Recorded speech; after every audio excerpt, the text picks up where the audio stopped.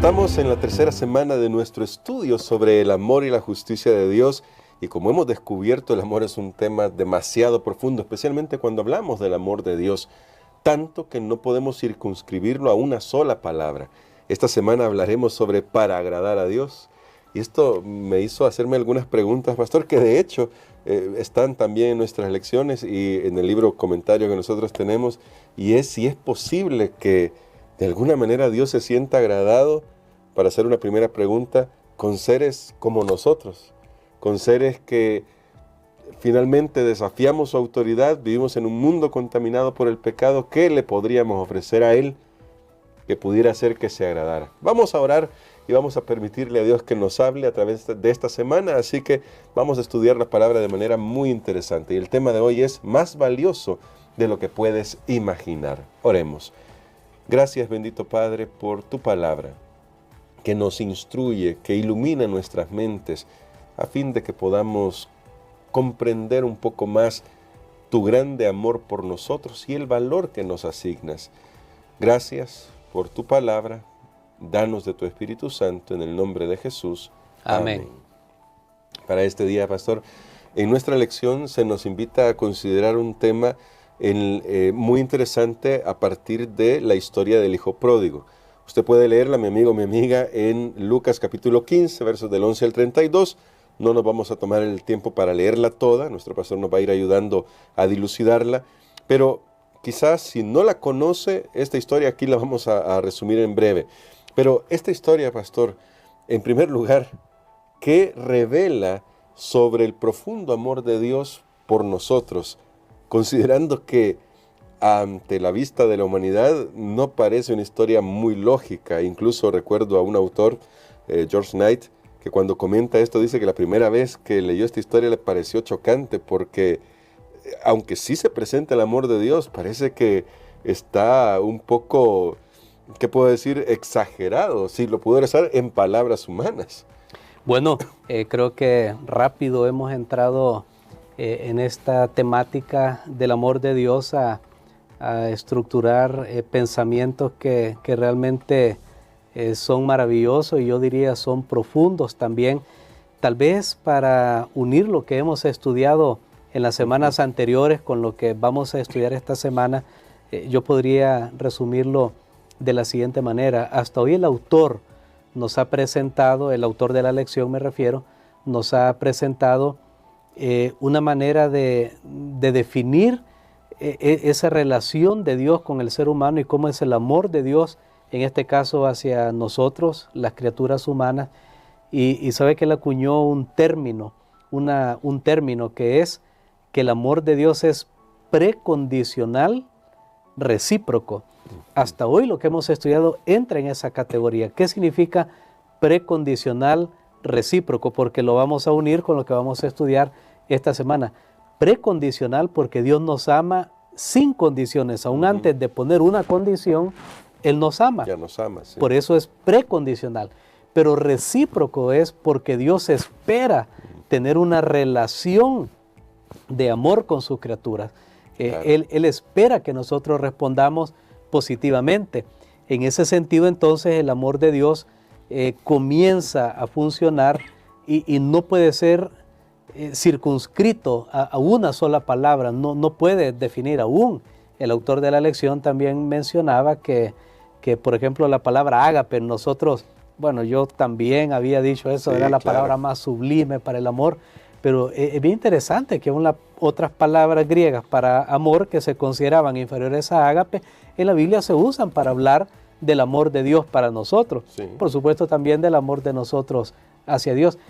Entonces, al final, el amor de Dios es tan grande, tan abarcante que una sola palabra no lo puede definir, pero sí es importante que nosotros podamos entender que Dios espera una relación con nosotros y lo que vamos a estudiar esta semana es que el amor de Dios es evaluativo, o sea, Dios es consciente si yo le amo o no, le estoy respondiendo a Él o no, y Él ve mis intenciones, Él ve la profundidad de mi amor, si realmente es válido, si es real, si es sincero. hablemos. Entonces, ahora entramos a esta historia esta semana, porque definitivamente la parábola del hijo pródigo, recuerden, esta parábola comienza, un hombre tenía 2 hijos. Nosotros siempre nos enfocamos en uno, Claro. pero Jesús dijo tenía 2 hijos y sucede que los 2 están en problemas. Sí. En la parábola los 2 están en problemas, solo que el que primero estaba en problemas, después está bien, y el que primero estaba bien, después está en problemas. Claro, no vamos a analizar aquí toda la parábola porque no es ese el motivo, pero tenemos ahí que este padre, quien no de su deseo superior tal vez para su hijo, le entrega lo que le pide, la herencia, porque creo que esto era una ofensa. Claro. Y si nosotros ponemos la parábola, hermano Gerson, claro, ¿por qué puede ser chocante? Porque parece exagerada porque en la tierra un padre humano lo que hubiera hecho, más en esa cultura y en esa época, era darle una bofetada al hijo, lo menos, o lo más era decirle, mira, vete de aquí, ya me estás demostrando que no me quieres. Pero increíblemente el padre accede, tal vez no de buena gana, accede, pero lo hace en dar la herencia a su hijo menor, quien sale de casa y va y gasta todo y luego regresa. Pero cuando regresa, recuerda, estamos hablando de Lucas 15, Lucas capítulo 15, ahí encontramos la trilogía de parábolas, la oveja perdida, la moneda perdida y los hijos perdidos, diría yo. Pero luego cuando regresa, ni siquiera regresa por la motivación correcta, regresa porque él no tiene que comer, pero sabe de alguna manera que su padre le ama, pero él sabe que él no puede corresponder a ese amor, claro. Y entonces él va y quiere ser un esclavo en la casa donde ha pertenecido, donde ha crecido. El padre lo ve, y aquí venimos a un aspecto que yo recuerdo hace años, hermano Gerson, yo experimenté ese shock que menciona el doctor George Knight, cuando yo estaba leyendo una revista teológica y de repente yo descubrí que los musulmanes usaban esta parábola en contra de los cristianos, y usaban esta parábola en contra de los cristianos porque decían, mire, el hijo menor gastó todo, regresó como si nada, no tuvo que pagar, entonces ¿cómo ustedes dicen que para ser salvo alguien tuvo que morir en una cruz y pagar? ¿Dónde está la justicia? ¿Dónde está la justicia? ¿Dónde está el sacrificio? Y es bien interesante. Y hubo un teólogo que estuvo viviendo ahí en el Oriente Medio y conoció las costumbres de esa época, y él encontró que en esta parábola el acto de sacrificio está en el padre, cuando el padre corre y sale a recibir a su hijo, porque si el padre, según la cultura de esa época, al regresar el hijo a la casa y no llevaba el dinero, no llevaba lo que se había llevado, lo que había con lo que su padre le había dado de la herencia, si cualquiera lo miraba, había una ceremonia, recuerdo bien el nombre, Quexaxá, y esa ceremonia era que cualquier aldeano lo miraba y lo rodeaba y ahí lo podían matar, lo podían apedrear porque él había sido ofensivo hacia su padre. Claro. Pero entonces el padre viene y corre, porque él sabe que si lo ve alguien antes que él,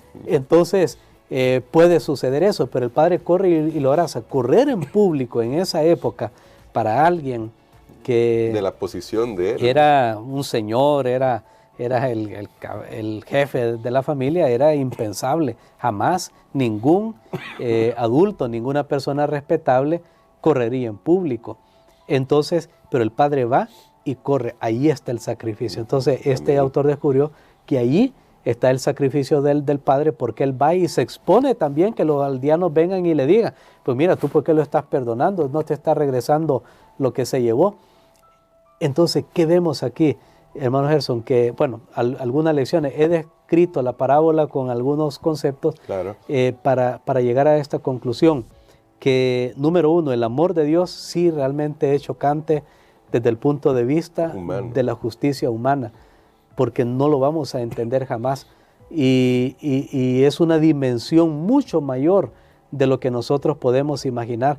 Pero si hay algo que queda claro en esta parábola, es que en todas esas cosas que se habían perdido y son encontradas, allí nosotros vemos el concepto de regocijo.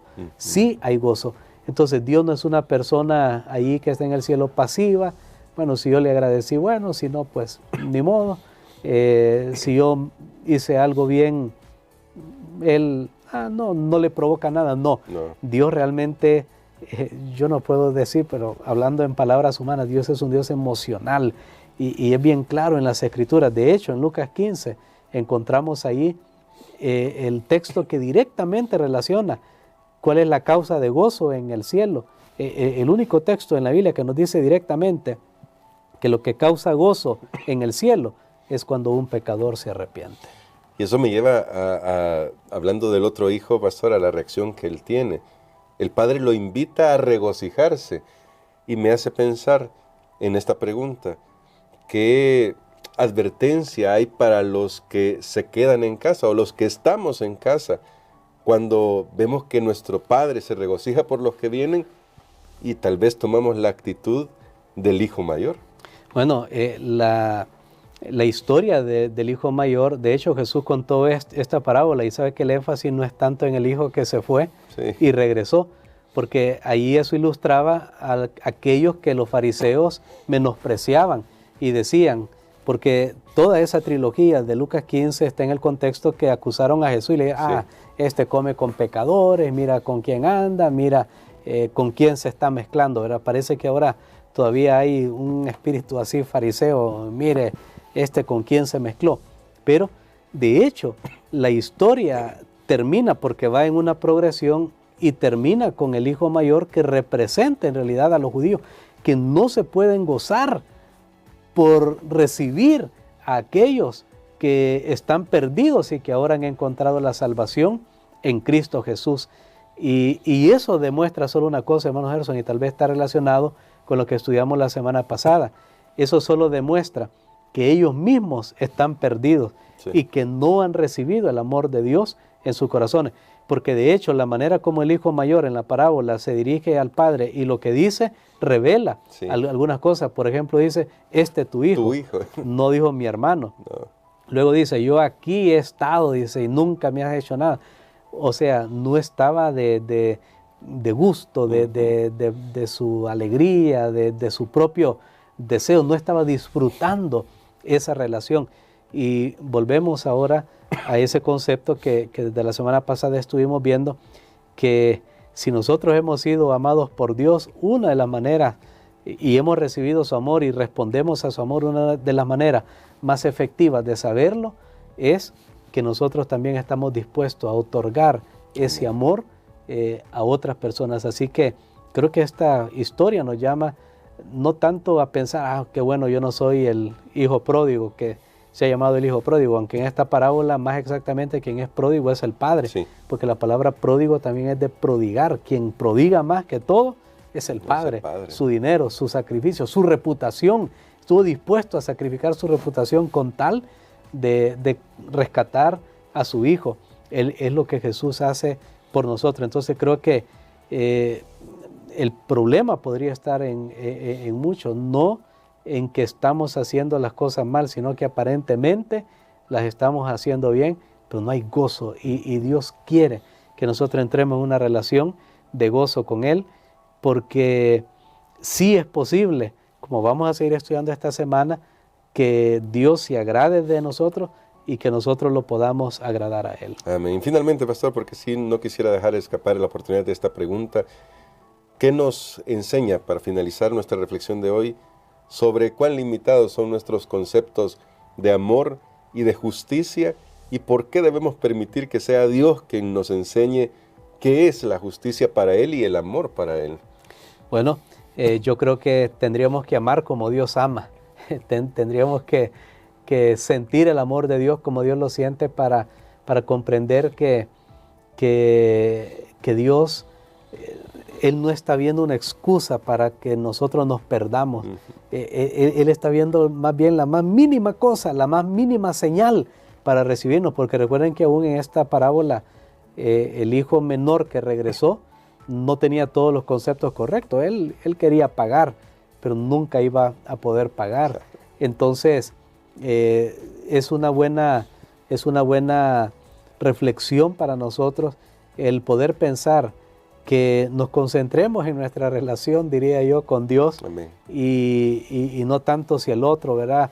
Dios tiene que amarlo o no tiene que amarlo, porque hay personas que como que estamos pensando, bueno, Dios haga justicia con esa persona por lo que hizo. Creo que lo mejor es dejarlo al amor de Dios y que nos baste, que sea suficiente. Bueno, Dios a mí me ha amado, está bien que lo ama a usted y a todos los demás. Yo me concentro en que Dios me ha amado y yo tengo que amar a los demás, pero nunca juzgar por qué Dios hace una cosa con uno, otra con otro, porque al final recordemos que Él actuará siempre de su amor para nosotros. Amén. Quisiera que orara por nosotros por esto y para que nosotros podamos experimentar ese profundo amor. Con esto descubrimos que valemos muchísimo para Dios, más de lo que nosotros nos imaginamos a veces. Amén. Padre, gracias te damos, Señor, porque tu amor es extraordinario, ha sido maravilloso por generaciones hasta el fin. Gracias porque nos recibes, Señor, a pesar de que todo está en nuestra contra, pero tú eres un Dios que ve la mínima señal de que queremos cambiar, de que queremos acercarnos a ti. Permítenos, Señor, acercarnos en tu amor, en el nombre de Jesús. Amén. Amén.